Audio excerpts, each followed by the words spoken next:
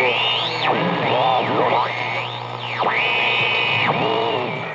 see here, kid? You gotta just go for it. Don't think about what comes after or what came before. You just gotta bend your knees, take a deep breath, and jump. And you might think, what if I fall? Well, what if you don't? What if you fly? Switching command to internal. From the Collaborative Studios, Open the Eye, where metaphysical, paranormal, and the unexplained meet. Open the Eye with Tanya Tyler. Psychics have been around for many years, many years. In fact, presidents like Franklin D. Roosevelt, Ronald Reagan, they've all engaged in psychics while they were in the White House to discuss various strategies on international relations. In the 1970s, different projects were going on with the CIA. They connected with various psychics. And according to Wikipedia, what is the definition of a psychic? Person who claims to use powers rooted in parapsychology. We use psychics for so many different things in this world. We use it to help find a missing person, solve a cold case, tell us our future. What's going to happen? Should I take the job? Should I not take the job? Is there going to be love in my life, in my future? Where's the money? How do I get the money out of the bank and into my wallet? We use psychics for so much, even to speak to relatives that have passed on. That is mediumship. So this is not anything new. What's intriguing to me is my next guest on his website, Joe Nicols, Nicols.com, says, tell me what's going on with your car, and I'll tell you what's going on in your life. I'm intrigued. He's a full-time professional psychic since 1986. He specializes in palmistry and psychic development. He was voted best psychic in Austin, Texas, which in Austin, there's a lot of psychics. So he is one of the top of the top. He's the cream of the crop. He brings a variety of personal background to his work, including having been an Army officer, having lived and worked in Australia. He also holds a master's in speech pathology. So Joe, welcome to the show. I'm very intrigued with the car, so we'll get into that a little later. But I really want to know, how do you go from being an Army officer to being almost 40 years professional psychic, making money off it? How does that happen? I came from a military family, pretty conservative, wasn't really into this kind of stuff, but I found myself having experiences when I was young. Felt like I really couldn't talk about it. My grandmother was kind of a weird person, and she would take me to mediums or we would go to some presentation, but pretty much it was hush-hush for the rest of the family.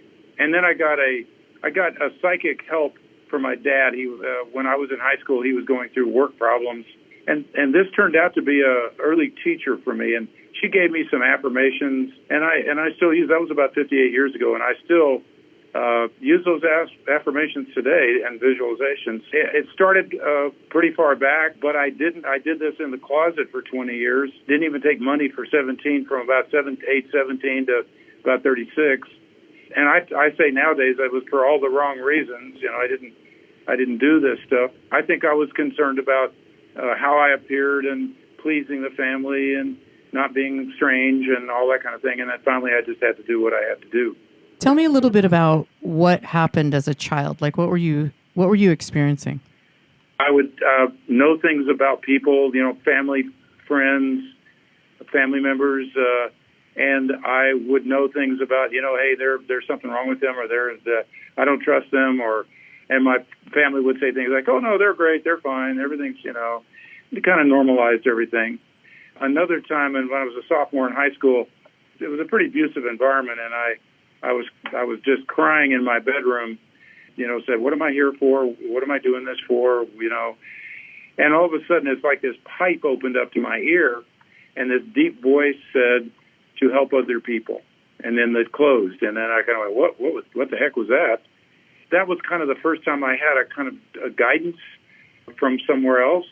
And that turned to be pretty prophetic because, it's kind of what I've been doing full-time professionally now for 38 years, psychic work and mediumship work. I just had things happen like that. I had a lot more stuff happen once I got away from home and went to college. I had all kinds of experiences. We were sitting in the dorm, my roommate and I, on late one night, were, sitting in our dorm tables writing papers and drinking illegal malt liquor, which we weren't supposed to have. And this guy popped in the door and said, "Hey, look at this," and he had this book of palmistry. I mean, this was in the 60s, this is pretty conservative times in Texas. We said, we looked at it, leafed through the pages and looked at our hands, and that's pretty interesting. That's pretty strange. And he was there maybe 30, 45 minutes. And then he took the book and left, and we went back to writing our papers, not taking it too seriously. But then the next morning I woke up, and I could remember everything I read in the book the night before. So it really got my attention. So I went back to the library where the guy had turned the book in, and I found it, and I started reading it, and I started practicing it, just experimenting with people I knew. That was the last thing on my mind, to be a professional psychic. I did visit with psychics. It was here in Austin. Some people have heard of, some of the old timers here in Austin have heard of Madame Hipple. I went to her, Bertie Catchings, a bunch of other people, and they were a lot of the big psychic crowd that was here in Austin back in those days. And so I kind of hung out with them, but I wasn't doing any professional readings or anything. I was just interested. You were just doing the palms. I started looking at tarot cards, but, back in those days, there's only about 3 or 4 decks that you could buy. It had all the swords sticking out of people, and that was kind of a turnoff to me. But then I ran into this book that showed you a rudimentary book on how to use the regular deck of cards, which I started then after I was using the palm. And things just built. After that, I started seeing things around people, what maybe appear to be past lives, like movies. I'd see colors around people, and it just kind of grew. And I just expected that I was just going to keep it to myself. Went through several majors in college. I was in ROTC, so I was an Army officer at the end of Vietnam, and came back, started a law school in California. And then in the meantime, I immigrated to Australia, did all these things. And I wasn't doing any readings, but I was just doing it on the side. People would find me. They'd ask me to read for them, but I didn't even take money for 17 years. But eventually, I just felt like I had to do what I had to do, and I didn't know if I was gonna make it. I had a wife that didn't work and 2 kids, and I was working as a medical speech pathologist in psychiatric settings. And I thought, man, I'm crazy if I quit this secure job with insurance and do this psychic thing. Man, I must be crazy. But I said, I just got to do it after all this time. And I did, and it turned out great, and I wound up making a whole lot more money, as a matter of fact, than I was making as a speech therapist. So I didn't really fall into it. I did it kicking and screaming. And so you've got your master's in speech pathology. Are you still getting kind of psychic thoughts, or you're seeing things? How are you dealing with that? I handled you might be crazy by not telling everybody that what I do. I did do readings, even in the Army. I had some buddies, that we'd go out in the parking lot and, I'd do readings and nobody could see us or whatever. I was doing readings the whole time. All of the places that I was living, people would just ask me about it. They'd find out I was into it. I just wasn't professional. I wasn't taking money. It wasn't until I was here in Austin several years and getting more connected and with the metaphysical stuff, and as people started sticking money in my hands, and I wound up doing some metaphysical fairs, and I thought, man, I think I can make more money doing this than I can as a speech therapist. So I just started doing more and more of it, and finally, I just had to give in. I just had to go for it and come out full time professionally, and that was 38 years ago, and it went really well, but I was never given any guarantees. I went to famous psychics, and nobody ever told me I was going to do this stuff. Why do you think that was? Because I was on a trust and faith walk, which I've seen in some of my clients, where we're just not meant to know. We have to find it ourselves. We're not able to be told, oh, you're going to be a lawyer, you're going to be a doctor, or a salesperson, or whatever. I just had to do what was in front of me. When you are sitting in front of someone, do you know that they've got these abilities? And because all of us have these abilities, is that correct? Yes, everybody does, yes. People are just a little more developed. Like everybody can play the piano. some people can play chopsticks, some people Mozart, so but everybody has it. It takes developing. When you are doing a reading, let's go through some of the things that you use. Are you still using playing cards? Yes, I do that. Yes, I do that for predictions and more specific things. All the usual things that people have interest in, love life, career, health, finances, everything that most people are wanting to know about. I can use that. I use the palm for the bigger picture, see the life map kind of, and I can tell within 6 months where people have had great big changes, but I can see a lot of the bigger picture stuff, childhood stuff. Did people have a difficult childhood, or did they want to run away from home, or I can see a lot of that in the palm.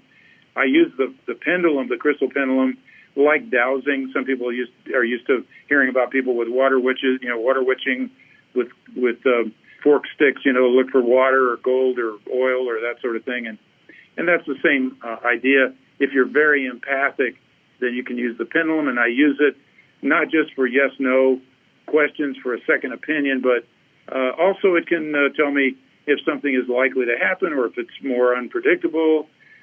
I'm clairvoyant, so I see what appear to be past lives around people.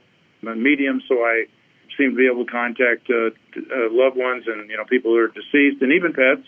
So I use whatever I have. I try to use all the tools that will work, and that way I can feel I can be more accurate. And that's my goal, to be the best channel of God's blessings for my clients that I can be, whatever that takes.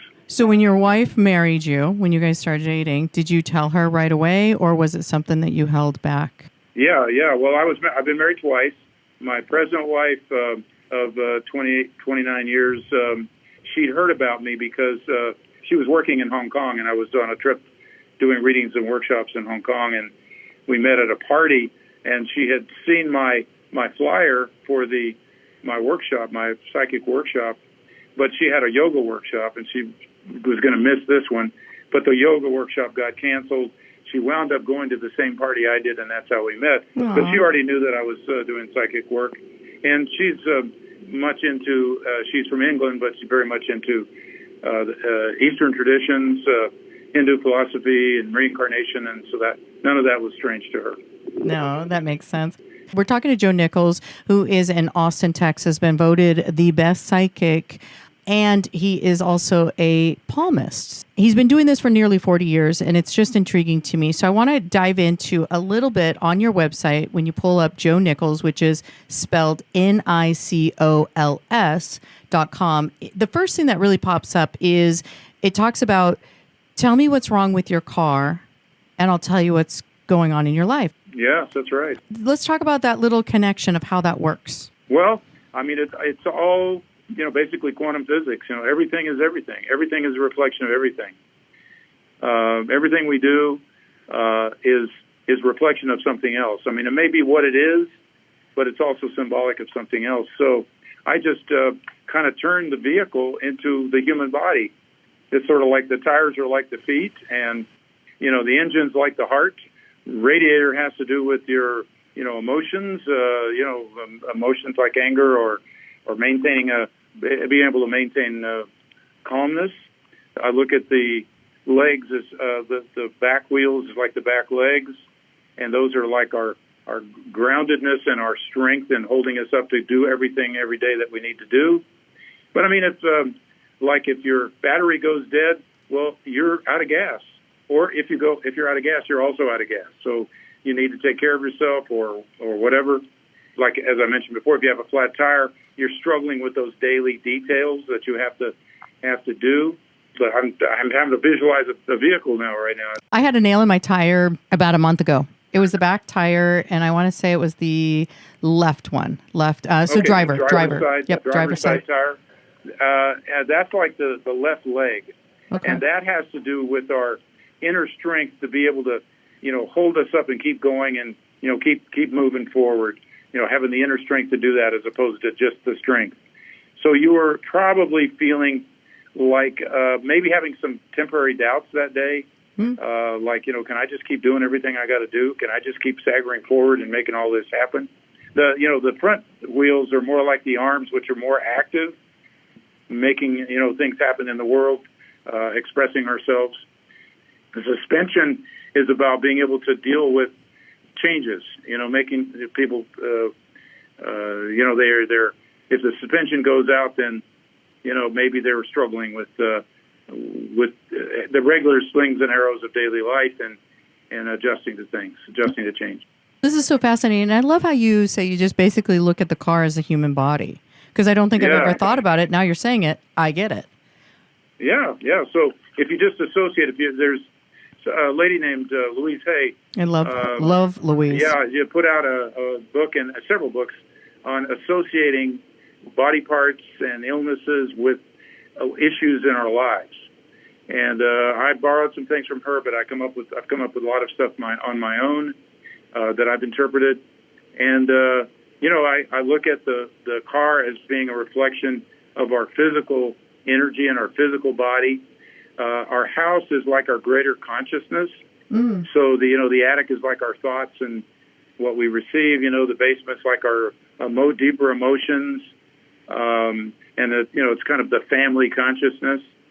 So if your basement floods, it means that you've got a lot of emotions there that are pooled in the family somehow. If something catches on fire, usually somebody's really angry in the household, or there's an anger in the family. So it's just a sort of metaphoric reflection, is how I look at it. I like that. Joe, let's talk a little bit about, you read for Edgar Casey's son. Is that correct?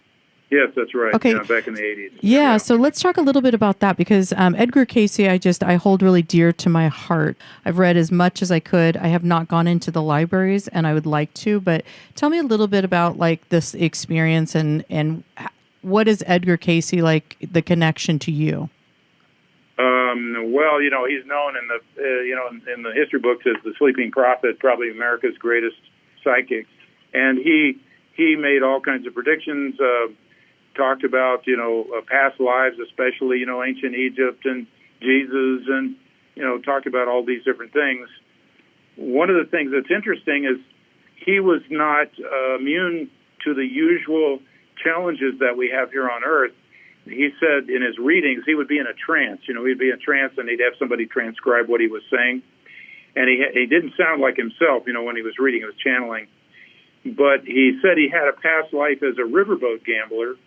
That's why he was always struggling, finances. When he got more famous, I think in the 30s, he had a big hospital in Virginia Beach, Virginia.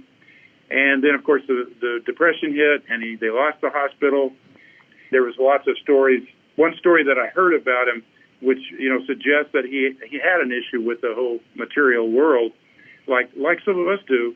Supposedly and if this speaks to his issues with money, I guess, he and his wife and their stenographer were standing out at the front gate in their house, out of front of their house, and he was broke. He was dead broke. He didn't have they didn't have 2 dimes to rub together, and the rent was due that day. All of a sudden, the post person came up and gave him a letter, and they opened the letter, and it was in the letter was a check from a client that they even forgot that he'd read for, and the check was for exactly the amount of the rent. Oh, wow. But Edgar Casey took the money and went out and bought a fishing rod with it. Back when he was alive, he told some people, you need to get a bunch of cars and you need to rent them to people. And that was the beginning of budget rental car.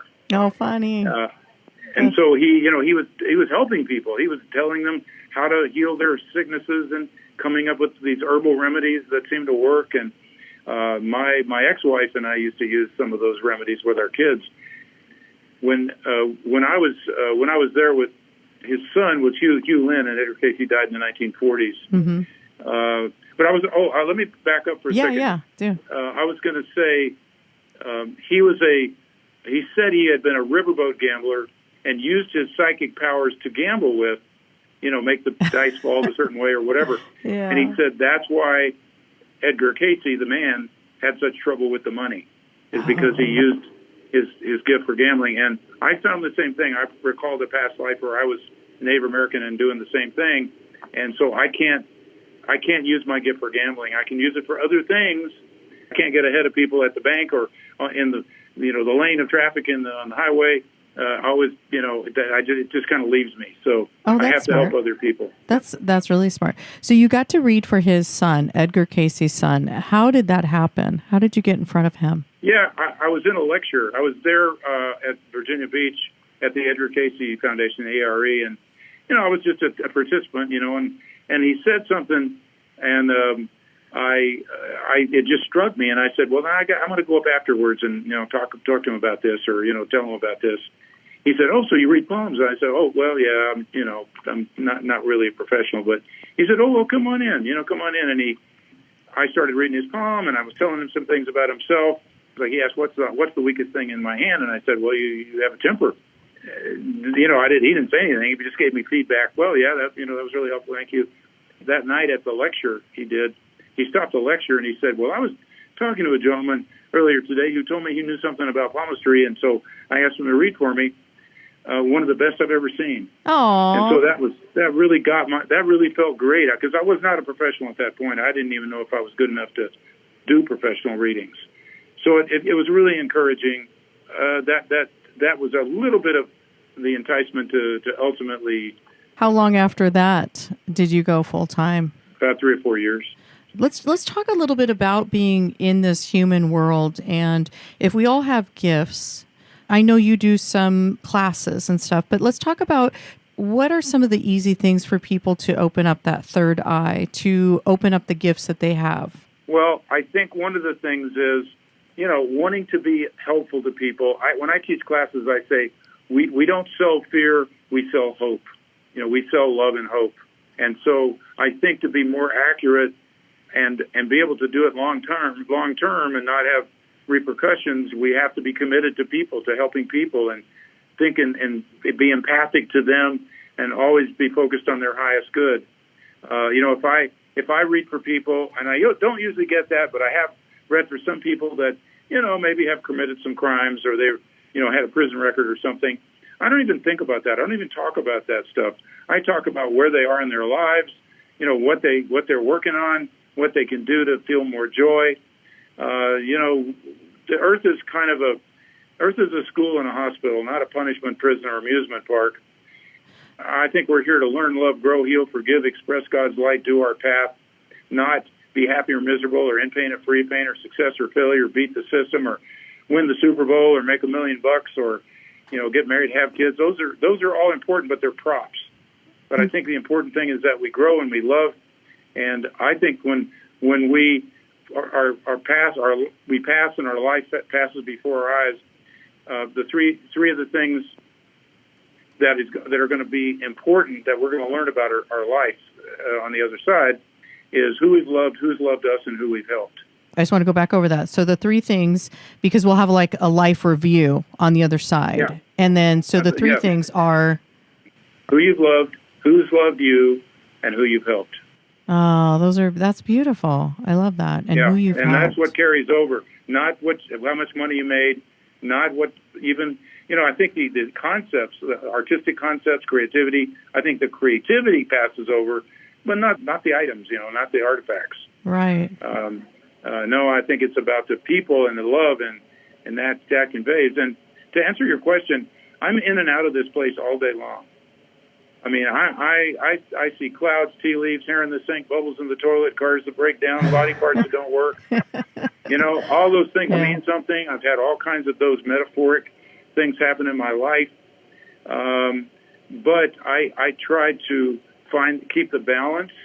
I don't get too zoned out or, freaked out about stuff. I try to stay nice and grounded and just say, okay, we're all here working together. Everybody's got baggage.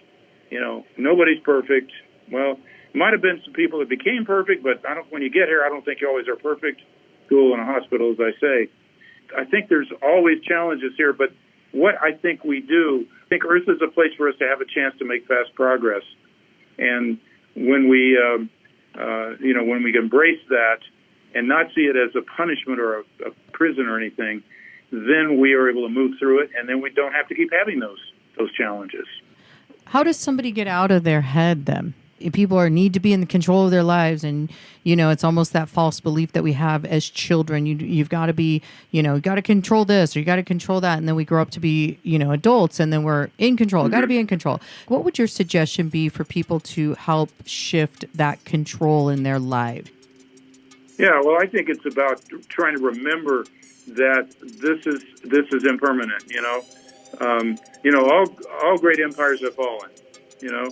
And I think it's a cycle. Everything is cyclic here, and everything can be mental concepts that we hang on to because of our family or because of our culture, because of our religion, and that's not true for everybody.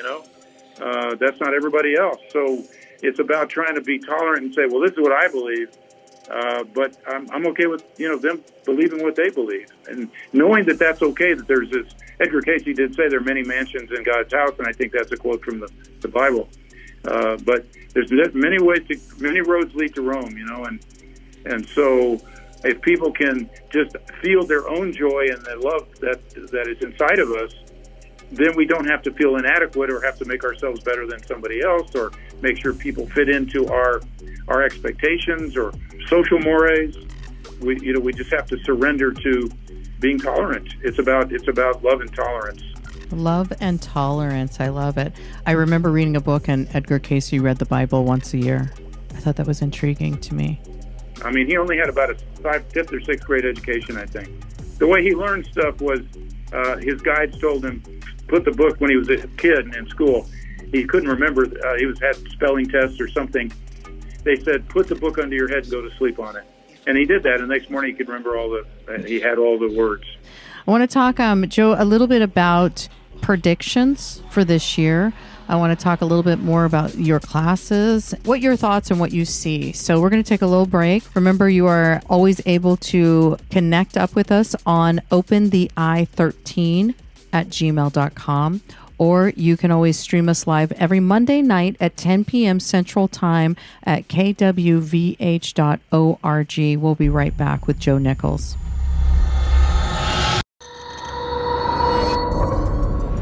We're back. Joe Nicols. He's been a full-time professional psychic for nearly 40 years. He specializes in palmistry, psychic development. He's teaching classes. They will be returning in the fall. And he's been voted best psychic in Austin. And that's pretty impressive because Austin, tons of psychics here that you can find. So being voted the best is pretty impressive. He's also read for Edgar Casey's son when he was alive for just a minute. Joe brings a variety of his own personal stuff, his background. He's an Army officer. He has lived and worked in Australia. He's been all over the world teaching classes. He holds a master's degree in speech-language pathology. And if you go to Joe Nicols, Nicols.com, you will see, tell me what's wrong with your car and I'll tell you what's going on in your life. And you do an annual prediction. So let's talk a little bit about some of those predictions. Well, as far as one that's really on everybody's mind right now is the political stuff. I have to say, in all honesty, right now as we speak, it's too close to call. And I think it's a reflection of where the consciousness of the U.S. is going to go, or, at least in the near future. Yeah, so I try to look at, when I do my predictions, my January predictions, we usually do it at a metaphysical fair here in Austin. Earthquakes still coming. Are you seeing some of that on your predictions? Yeah, I think we're already hearing about that. There was something out in West Texas here this last week, Oklahoma. We're having to adjust, and some of the things that come up like that were like invasive species. When I was a kid, it was the fire ants from Argentina, the Africanized bees. And how I interpret that metaphysically is the world is shrinking. And metaphysically, ants and mosquitoes and bees are kind of like being irritated by little daily problems. And I think we're going to start feeling that. And problems from South America or Africa can affect us. Affects us immediately sometimes. Feels like there's just so much chaos. And with all the planets lining up the way they're lining up, even through next year, I've had some astrologers on that said, just make sure that you prep and make sure that you keep things like enough water and food, as we always should, no matter what. Well, I do think that we're probably going to have more maybe brownouts in places that haven't had them before. So power losses, floods, and things that everybody can see that already, that everybody needs to be more aware of.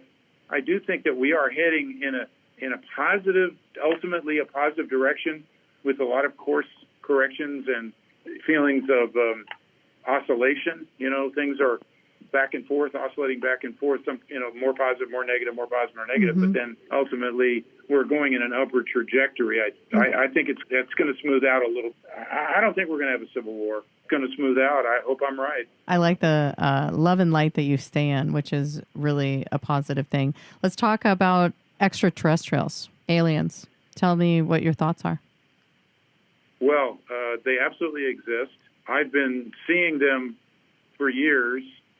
I saw a UFO in broad daylight down at Rockport, Texas, one afternoon.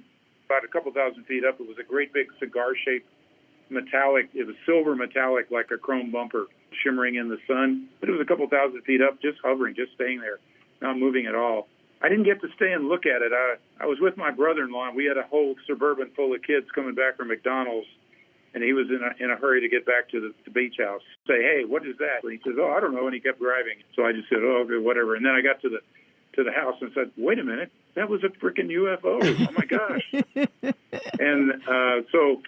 But I've seen them, and I've had experiences pretty much with, ones that are positive, but I've had one experience that's not positive. I believe that there are different ones who have different agendas. Can you talk a little bit about both of those experiences, the positive and the not so positive? Yeah, in college, everybody was talking about UFOs. And I said, well, how come I haven't seen much of that, And so I said, I'm going to go. I worked in the university library, and I'm going to sit on my break in the chair here on the table, and I'm going to project myself into space and see what happens.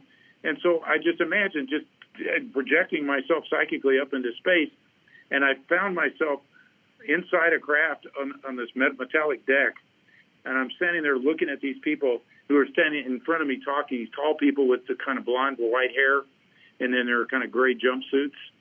Sudden, one of them turned around and saw me, and they walked over and said, who are you? And I said, well, I'm Joe Nicols from Austin, Texas. And he said, oh, well, we'll have to study you. And then, boop, I was back in the library. So that was okay. That was a pretty positive one. I think they're called the Nordics, and I think they're from the Pleiades.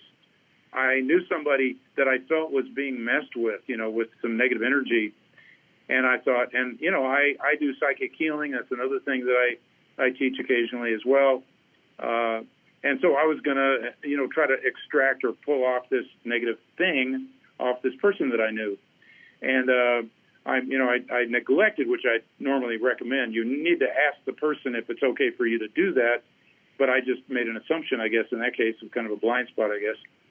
And so I was working on removing this dark energy psychically off of this person that I knew. And I saw the head and shoulders of this being looking at me, and it was kind of reptilian, with kind of the reptile skin and the, different colored kind of face and everything. And he was just kind of looking at me, kind of staring at me. And then there was this other being that had this triangular head that looked like a praying mantis. And I believe they call those the insectoids. And the other one was a reptilian. And the insectoid just reached out and aimed something at me and zapped me right in the stomach, right in the abdominal area. And I pulled back. And I had a pain in that area for, several weeks. And then finally I had a dream, and I have a painting on my wall of these little blue beings that are in a kiva, and they're, so I guess, healers.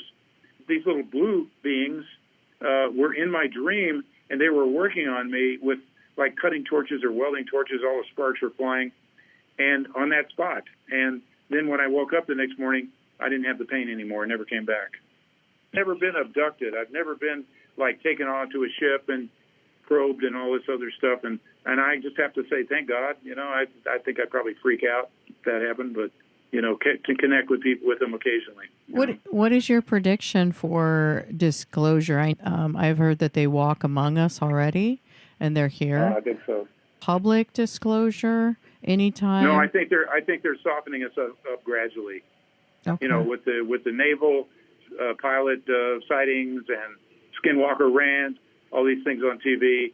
I think they're softening us up, so it's going to be a more easy transition. I do think there's been a conspiracy for probably since after World War II, for the government to keep wraps on it and trying to get other governments to do the same. But I think our government might have had to deal with some of them in order to gain knowledge, in order to gain technology. I think that we have been guided by somebody from some extraterrestrials, and maybe a bunch of them, for maybe even hundreds or thousands of years even. And I think that's starting all to come out now, I think, all coming out. I think it's coming out too. And I think that they are among us all the time. We just don't know it. I had a client who said she was really good at spotting people that were extraterrestrials, but in human form. One time she walked around the corner at HEB at night, and this guy walked up, and she startled and looked at him, and he just turned around, did an about face, and just walked away as fast as he could. Said, "Well, I could tell he was from somewhere else. He wasn't us." She says, "No, they're all around." And I had a friend who was a psychic living in Virginia Beach, and she was having ET visitations all the time. Somebody worked for the Defense Department and had a friend who worked at NORAD, I think, in Colorado Springs. And the person brought the friend, to her house. And she was doing a reading on him and said, well, she said he was kind of very, very light-skinned, very white, kind of frail and spindly kind of guy. Apparently he had kids, and they were kind of like that too. She said to him, "Your blood is not like mine, is it?" And he said, "No, it's not." And she said, "You get cold all the time?" And he said, "Yes, I have to wear lots of clothes and blankets and stuff." "You do something with following things in the sky?" And he said, "Yes, I help track all the things in the sky with NORAD." She said he had a strange aura. People that read auras, she said he had glitter in his aura, which is her way of telling if somebody's been abducted or is an extraterrestrial or something. She said he had it. He was already working, and this was in the 80s, I guess. This is in the 80s or 90s. I think there may be already a bunch of people, and I don't know if they're plants and moles waiting to, come up for the, with the order, or if they're just trying to meld with us and help us grow gradually to more awareness. I don't know what's happening. It's fascinating, and it'll be fascinating as the years continue on when that disclosure or when that is going to be even more out. I think that if you watch the Super Bowl, if anybody did, there was 5 or 6 commercials on aliens, commercials at Doritos, and then there's a spaceship up above, and Doritos are, being pulled up into the spaceship. And I thought that was really interesting. I was like, okay, they're getting us ready. And there's a new movie coming out with Betty and Barney Hill, which is the famous couple that was Abduction. Yeah, that was like the most famous one in the 60s. And the Obamas are putting that one out, which I thought was a really interesting one too. Instead of, putting out Love and Light, they're putting out, hey, let's talk about the abduction. So I think it is getting us prepared for what's coming up. You've got some classes coming up for the fall, and I know you're still working on some dates. Let's talk about those classes, and what would somebody, if they enroll in your classes, what would that be looking like? What are they going to be learning? Well, most of them are Zoom classes, but I've got a class on dream symbols, waking and sleeping. In other words, you can interpret daily waking events just like dreams, or even maybe easier than dreams, and that they're all around us. Everything is around us that we can use to do that. How to use psychic ability to manifest financial abundance, which is how to attract abundance to you. Psychic development, connecting with the spirit guides, and which can help you for yourself or help you do readings. A 2-night class of reading the regular deck of cards, which can help people do their own readings, make decisions. I'm doing a hybrid class on how to use the pendulum. And I'm doing another Zoom class on using psychic ability to manifest suitable new relationships or to heal the one you're in.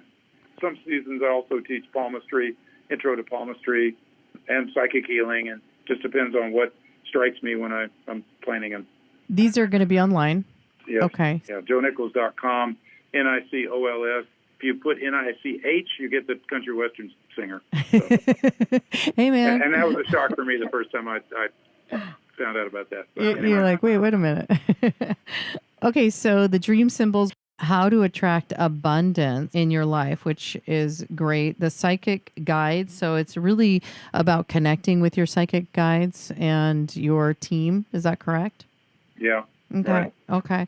Reading a deck of cards, playing cards, which I think is interesting. I cannot remember who is in my surrounding area, but they have done that before, which I think, oh, the woman that married my husband and I, she would read a deck of cards, which I thought was intriguing. And she would tell us, Yeah. I'd always get a yearly reading with her. Forgot all about that. Yeah. Well, you can read anything. I mean, there are people in the world that read coffee and coffee grounds. I mean, I used to do tea leaves, and cups, and, you can read anything.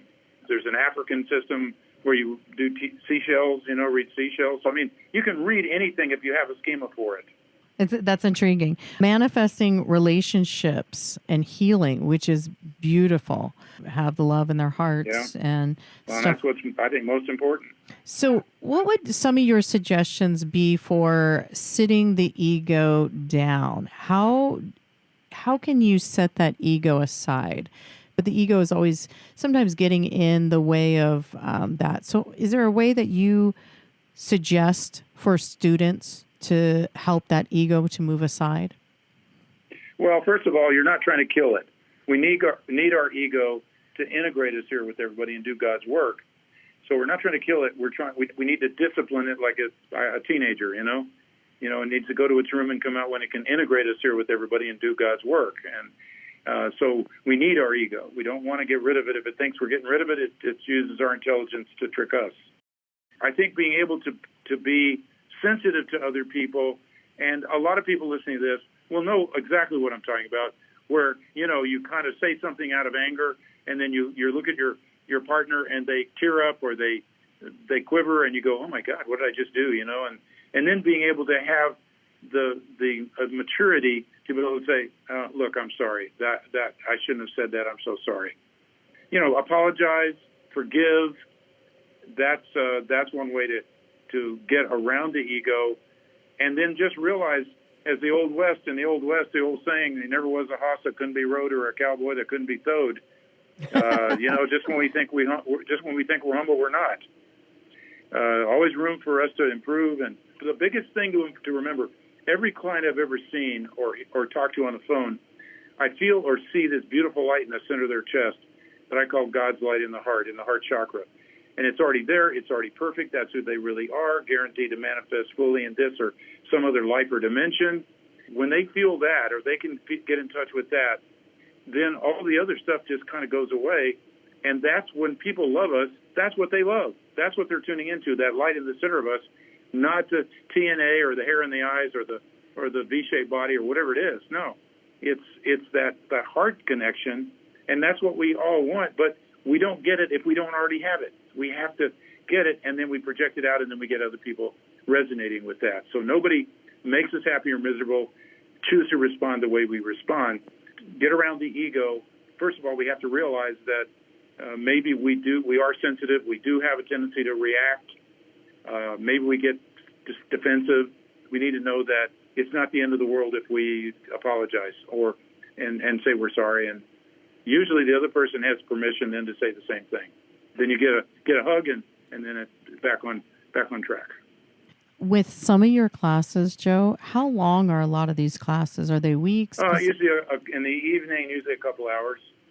It gives everybody a chance to meditate. I guide everybody through guided visualization meditations. Depends on the workshop as to what we're manifesting. Okay. And these are, you said, just an evening class. It's like giving people an experience, a little bit of a jolt that they can come away with and then work on some more of that with tools they're given and work it themselves. You give a man a fish, he eats for a day. You teach a man to fish, he eats for a lifetime, right? I love all your metaphors.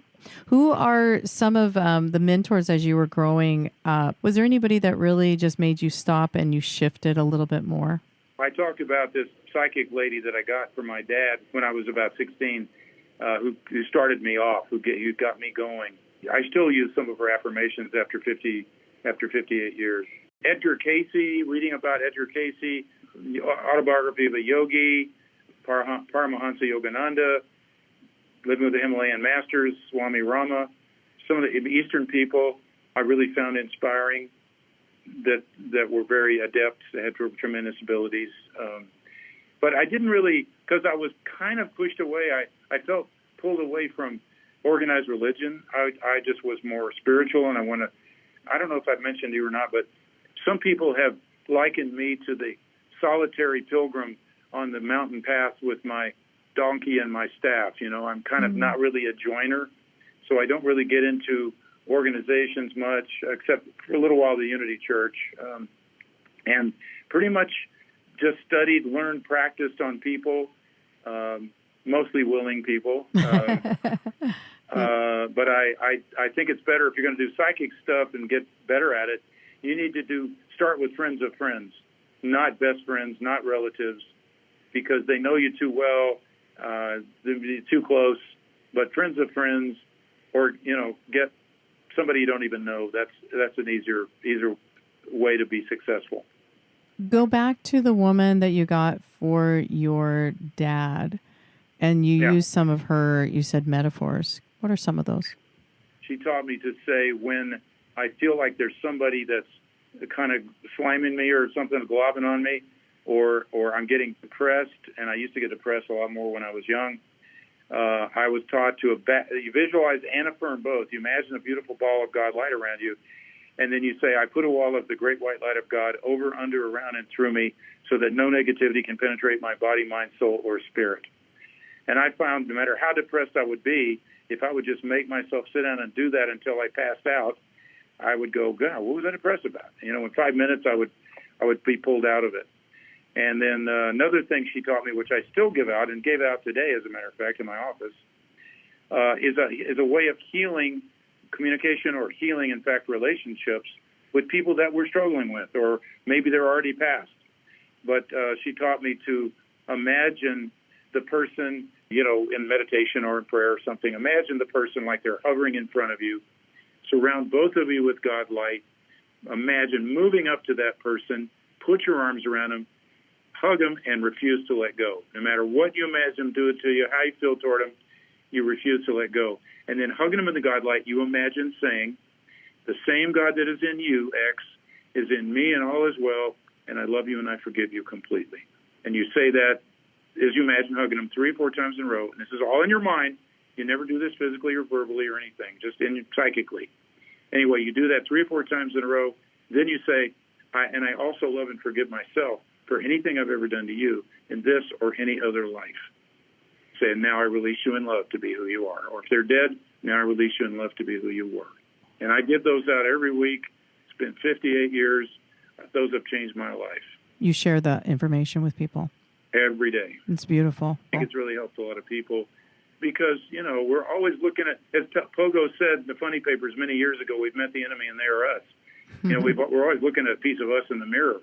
I tell my clients, thank you. You're doing, you're paying me to do therapy on me. Thank you, because we're always pieces of each other.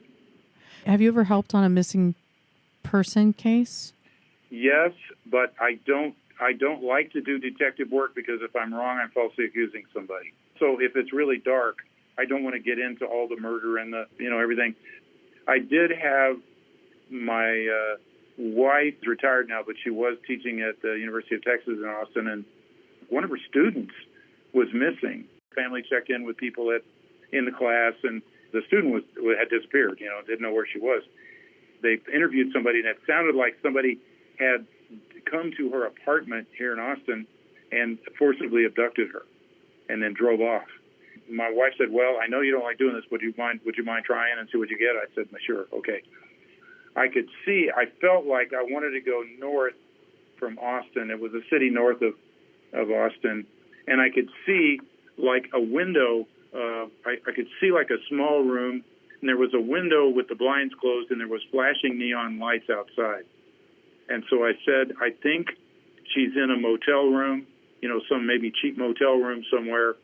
Not Austin. She got away. She was tied up next to the bed, and she got free, and then got away and escaped. It was a motel room.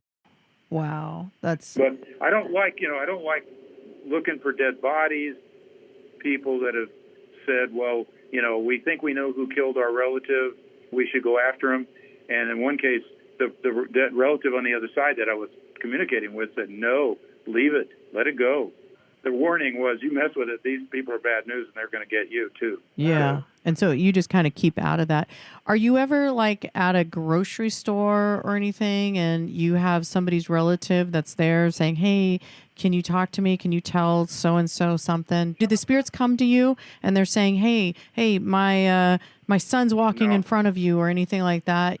First of all, when I'm off duty, I turn it off. If I tuned into everything for everybody that walked past me in the mall, I'd explode. So everybody's got stuff. And so I turn it off. And so you don't have spirits knocking on your door trying to get your attention or anything like that? I've had that, but my guides are pretty powerful. Okay. I just say, I'm not doing this right now. So thank you for protecting me and keeping this away. Then you need to do some affirmations or visualizations or get some help to protect yourself. Otherwise, it's really draining. Anything that you would suggest for people that are having some of these experiences like you've mentioned when you were younger? Is there anything that you would suggest for someone that is just starting to step into this? For one, always protect yourself with the light. Whatever your belief system is, God, Creator, Ram, whoever your deity form is, the highest you can conceive of. Always surround yourself with a lot of protection. And then if you're having experiences, then, one way that makes it better is if you act on them. So if you have somebody you have in your ear, you're driving down the highway and you hear this monkey chatter, half of that's psychic. And so if somebody says, don't go down this road, if you hear it real loud in your ear, don't go down the road, just turn off, go another way. Trust it, Or somebody says, call your mother, or anything like that, go ahead and, call. Go ahead and do it. Trust it. And the more you do it, the better it works and more often it'll happen. Beautiful. Thank you so much. Go to joenicols.com. Remember, it is Nicols. If you put another letter in there, you will get a country western singer. But this is Joe Nicols. He's got some classes coming up. His predictions are on there. It's fascinating. And Joe, thank you so much for everything that you do for mankind. It's been a pleasure. Thank you. It's been an honor. Thank you.